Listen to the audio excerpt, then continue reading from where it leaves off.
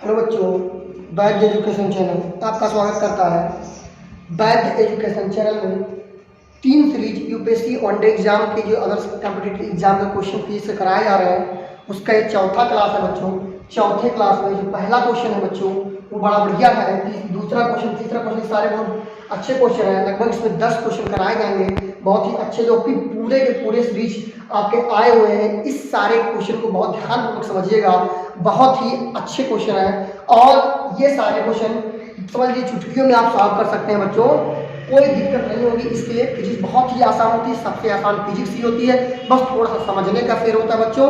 थोड़ा सा अगर आप सही तरीके से समझ पा रहे हैं, समझाने वाला समझा पा रहा है, तो आपको बहुत अच्छी तरीके से फिजिक्स समझ में आ जाएगी, उसके लिए कोई डाउट नहीं है बच्चों। इसलिए हम टाइम ना वेस्ट करते हुए पहले क्वेश्चन पे आते हैं बच्चों। पहला क्वेश्चन कह रहा है बच्चों, प्रस्तुति दाब की इकाई है। देखिए, प्रस्तुति दाब की इकाई है बार, नॉट, जूल, ओम। जूल क्या है बच्चों? जूल आपका, जूल जो होता है वो कार्य का माप करता है। नॉट जो होता है जहाज के गति का माप करता है। ओम जो होता है प्रतिरोध का माप करता है। तो बार जो होता है हमारा ऑप्शन नंबर ए पार्ट, बार जो होता है प्रस्तुति दाब का मापन करता है बच्चों। दूसरा क्वेश्चन कह रहा है 1 किलोग्राम प्रति सेंटीमीटर स्क्वायर दाब समतुल्य है। 1 किलोग्राम, तो बच्चों हम चूंकि एक औसत बार में ऑप्शन दे रहा है बच्चों, देखिए बार में दे रहा हूं, तो हम चूंकि जानते हैं एक बार जो होता है बच्चों वो होता है 10 के पावर 6 डाइन प्रति सेंटीमीटर स्क्वायर के बच्चों। कितने के? एक बार तो 10 के पावर 6 डाइन प्रति सेंटीमीटर स्क्वायर के लगभग होता है, लगभग की बात कर रहा हूँ। और एक डाइन इक्वल टू होता है 10 के पावर -6 किलोग्राम। तो 10 के पावर 6 गुणे 10 के पावर -6 किलोग्राम बच्चों बटे सेंटीमीटर स्क्वायर बच्चों। देखिएगा यहाँ से 10 के पावर 6 प्लस में है, ये 10 के पावर 6 माइनस में है। दोनों का आधार समान है, घात को हम घटा लेंगे, जोड़ लेंगे। 10 के पावर 6 में से 6 गया 0 हो जाएगा, किलोग्राम प्रति सेंटीमीटर स्क्वायर हो जाएगा बच्चों। तो यहाँ से 10 के पावर 0 की वैल्यू 1 होती है, तो किलोग्राम सेंटीमीटर स्क्वायर हो जाएगा बच्चों। देख, कभी भी किसी के पावर अगर जो 0 लगा है तो उसकी वैल्यू क्या होती है बच्चों? 1 होती है। ये भी बड़ा सिंपल सा तरीका होता है, इसको भी हम आपको सिद्ध करके जब मैथ की थोड़ी बहुत क्लास बताएंगे बच्चों तो उसमें आपको समझाया जाएगा सभी यार। और दोस्तों ध्यान से देखिएगा इस क्वेश्चन को। तीसरा क्वेश्चन कह रहा है निम्नलिखित में से कौन सी अदिश राशि है? पीसीएस में आया हुआ क्वेश्चन है बिहार में। बल, बल कौन सी राशि? बल का मात्रक न्यूटन होता है। बल एक दिशा में लगता है, कभी भी अगर बल लगाएंगे तो एक दिशा में लगाएंगे। दाब एकांक क्षेत्रफल पर लगने वाला बल होता है। ऐसा लगता है कि ये लंबवत बल होता है, ऐसा लगता है कि ये दाब जो होता है कि सदिश राशि है, परंतु ये सदिश राशि नहीं होती है और ना ही ये अदिश राशि होती है, ये होती है प्रदिश राशि। कौन सी राशि? प्रदिश राशि होती है। जब कोई भी वस्तु आप जैसे मान लेता हूँ एक बैलून लेते हैं, बैलून को एक तरफ से दबा दें तो बैलून चारों तरफ से फैलता है। तो सभी दिशाओं में जब आपका जो प्रेशर है लग रहा है तो सभी दिशाओं में एक दिशा पर लगाए तो सभी दिशाओं में लग रहा है। इस ऐसे राशि को हम कौन सी राशि कहते हैं? प्रदिश राशि कहते हैं बच्चों। तो ये कौन सी राशि हो जाएगी बच्चों? दाब जो हो जाएगी आपकी अदिश राशि होगी बच्चों। वास्तव में अदिश राशि नहीं होती है दाब, प्रदिश राशि होती है, लेकिन यहाँ अदिश राशि में भी इसको प्रदिश को हम अदिश में भी शामिल करते हैं, इसीलिए ये आपका अदिश में शामिल होता है। तो दाब को हम अदिश राशि में शामिल कर देते हैं, परंतु दाब जो होता है प्रदिश राशि में भी अगर जो ऑप्शन होगा तो प्रदिश राशि ही लगाएंगे बच्चों। अगला ऑप्शन है वेग। वेग भी क्या है? सदिश राशि है। और जो अगला है वो कह रहा है त्वरण। त्वरण भी एक सदिश राशि है, तो वेग भी सदिश राशि, त्वरण भी सदिश राशि, बल भी सदिश राशि, इसलिए आपका ऑप्शन बी पार्ट करेक्ट हो जाएगा। चौथा क्वेश्चन कह रहा है नीचे दिए गए कूट का सही विकल्प का चयन कीजिए। यूपी पीसीएस में आया हुआ क्वेश्चन है। यह एक अदिश राशि है, यह एक सदिश राशि है। कौन कौन भैया?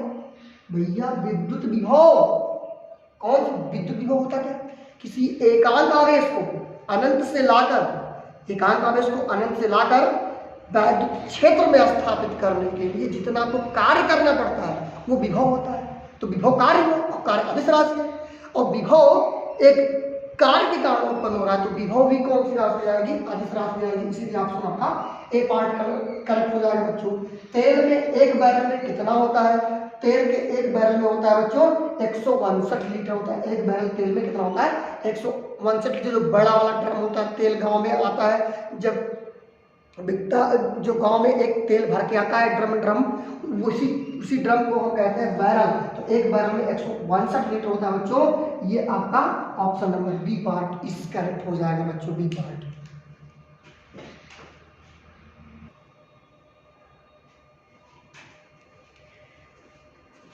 चलिए बच्चों, छठवां क्वेश्चन पे आते हैं। छठवां क्वेश्चन कह रहा है लंबाई की न्यूनतम इकाई क्या होती है? देखिए बच्चों, लंबाई की आपको न्यूनतम इकाई लेना है। थोड़ा सा हम आपको बताते हैं। 1 माइक्रोन बराबर होता है 10 के पावर -6 मीटर। ठीक है बच्चों। 1 मिलीमीटर बराबर होता है 10 के पावर -3 मीटर।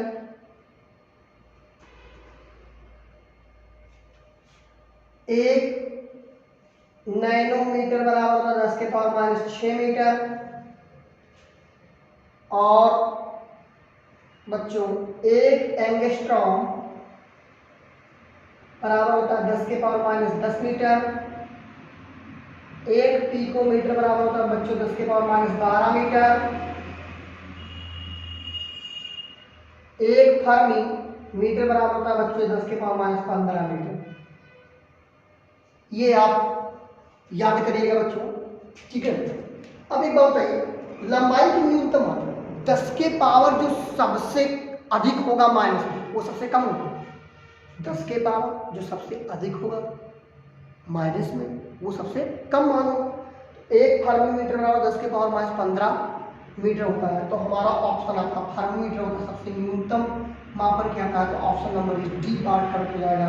7वें नंबर में कह रहा है बच्चों सुमेल कीजिए। देखिए ध्यान समझिएगा, ये सब UP PCS, UP lower PCS में आए क्वेश्चन है। क्यूरी सेक बाइट रेक्टियर बार। देखिए बार का मापन कौन करता है? डाक करता है। बाइट कंप्यूटर में सुना होगा, तो बाइट आपका कंप्यूटर हो गया बच्चों। इसके बाद बचा रहा है रिएक्टियर। तो रिएक्टियर आप जानते हैं भूकंप की तीव्रता को नापता है। तो क्यूरी से क्या करता है? प्रवाह की गति को नापता है। यानी हमारा ए वाला तीसरे पे जाएगा, ए वाला तीसरा, बी वाला चौथे पे जाएगा, बी वाला चौथा हमारा, सी वाला दूसरे पे जाएगा, सी वाला दूसरे पे, और डी वाला आपका पहले। तो हमारा option number is B part is correct हो जाएगा बच्चों। Option number B part is correct. Dapsone इकाई का प्रयोग किया। देखिए बच्चों, डाप्सन जो होती है, डाप्सन जो ओजोन परत होती है, ओजोन परत हमारे 20-25 किलोमीटर ऊपर एक परत होती है, ओजोन परत होती है। वो ओजोन परत O3 उसका फार्मूला होता है। ओजोन परत का फार्मूला होता है O3। ओजोन परत जो होता है वो प्रकाश से निकलने वाली पराबैंगनी किरणें जो होती है, वो हमारे शरीर या हमारे इस धरती के लिए बड़ी हानिकारक किरणें होती हैं। इन किरणों को रोक लेता है। जो फिल्टर होकर किरणें आती हैं वो आपको शुद्ध रूप में मिलती है बच्चों। लेकिन अगर ये ओजोन परत ना होता, तो ये ओजोन परत ना होता बच्चों, तो वो किरणें अगर आपके शरीर में पड़ती तो आप क्षतिग्रस्त हो जाते, यहाँ तक कि आपकी हड्डियां वगैरह सब टेढ़ी वगैरह हो जाती, कैंसर भी एक कारण बन जाते हैं आप लोग उस किरण के कारण। ये ओजोन परत आपके लिए बहुत ही उपयोगी होता है। तो O3 उसका फार्मूला होता है ओजोन का। तो बच्चों डाप्सन में उसकी जो इकाई होती, ओजोन की जो मोटाई परत होती है, उसको हम डाप्सन में नापते हैं। तो ऑप्शन नंबर आपका O8 का सी पार्ट करेक्ट हो जाएगा। ओजोन की परत की मोटाई मापने का एक डाप्सन इकाई होता है बच्चों। बात समझ में आ गई। ये आखिरी क्वेश्चन था ये पूरा इस वीडियो में बच्चों आपको 8 क्वेश्चन यूपीएससी में जितने भी question previous year PCS level तक के क्वेश्चन पूछे गए थे, मात्रा की उनसे वो सारे क्वेश्चन लगभग कवर करा लिए गए हैं। ये वनडे एग्जाम, अदर्स एग्जाम के लिए भी बहुत ही उपयोगी है। यूनिट चैप्टर से अगला जो आपका पढ़ाया जाएगा वो मापन यंत्र एवं पैमाने से संबंधित कुछ चीजों के जैसे उपकरण है, तो उसका प्रयोग कहाँ कहाँ होता है, कैसे होता है, उस चैप्टर से मैं आपको एक चार्ट दूंगा। उसका आप स्क्रीनशॉट ले लीजिएगा। उस स्क्रीनशॉट को आप अपनी कॉपी में नोट डाउन कर लीजिएगा। बहुत ही इंपॉर्टेंट है, हर बार एक क्वेश्चन उसमें से जरूर आता है। और उसके जितने भी क्वेश्चन आए हुए हैं, जितने भी क्वेश्चन आपके कॉम्पिटिटिव एग्जाम में आए हुए हैं, वो सारे आपको कराए जाएंगे बच्चों। और ये सीरीज लगातार बच्चों चलती रहेगी जब तक कि आपके सारे फिजिक्स के चैप्टर कवर ना करा लिए जाए, केमिस्ट्री के चैप्टर कवर ना करा लिए जाए। केमिस्ट्री का भी कुछ पार्ट कवर कराया जाएगा, लगभग पूरा जितना भी यूपीएससी में आया हुआ है लगभग कवर कराया जाएगा। सारे क्वेश्चन लगभग कवर करा लिए जाएंगे बच्चों। आपको अगर जो वीडियो अच्छा लगे, बहुत ही नॉलेज प्राप्त कर रहे हो, तो इस वीडियो को लाइक, सब्सक्राइब, शेयर जरूर कीजिएगा। जय हिंद, जय Bharat. Thank you for watching.